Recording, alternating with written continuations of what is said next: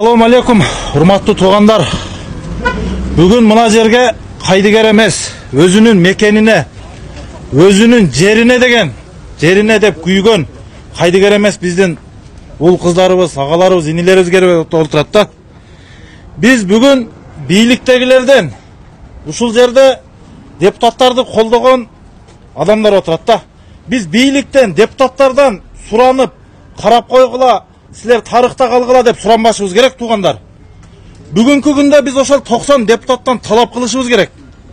Аткаруу бийлиги жана президенттен биз сураныштын кереги жок тугандар.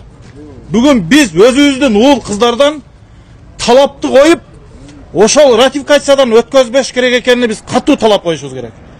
Эгерде биздин аткаруу бийлигиндегилер, биздин мамлекетти башкарып аткандардын ата бабасынын каны төгүлбөсө ушул жерлерге, мен жеке ишенич менен айтам, менин ата бабамдын каны төгүлгөн тугандар.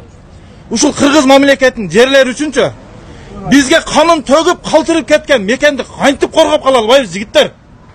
Качанга чейин мүңгүрөп биз ошолордон карап койгулачы, сураныч силерден чечип койгулачы деп жүрө беребиз тугандар. Ошондуктан мен чакырып кетем, биз талап коебуз тугандар.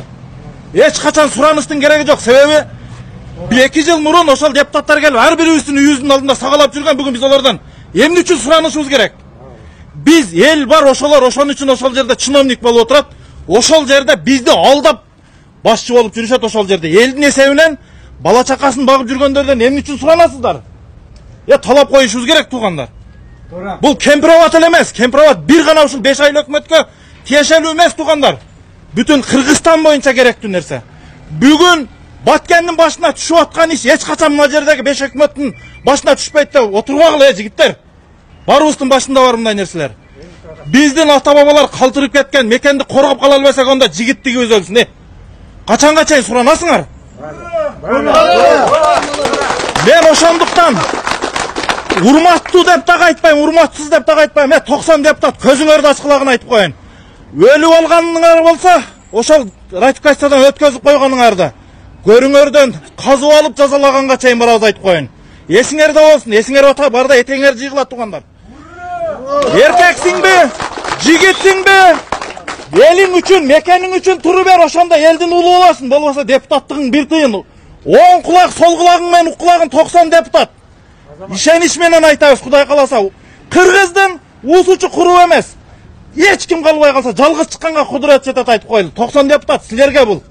Мен аткаруу бийлигине, президентке кайрылбайм. 90 депутат көзүңөрдү ачкыла. Ратификация болгон күнү жалгыз болсо дагы барып ак үйдүн жанында жатабыз айтып коеюн.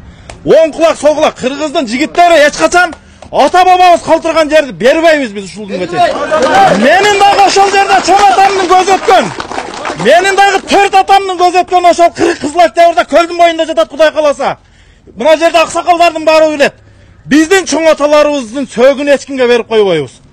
Кыргыздар эч качан бербейбиз айтып коеюн жерибизди.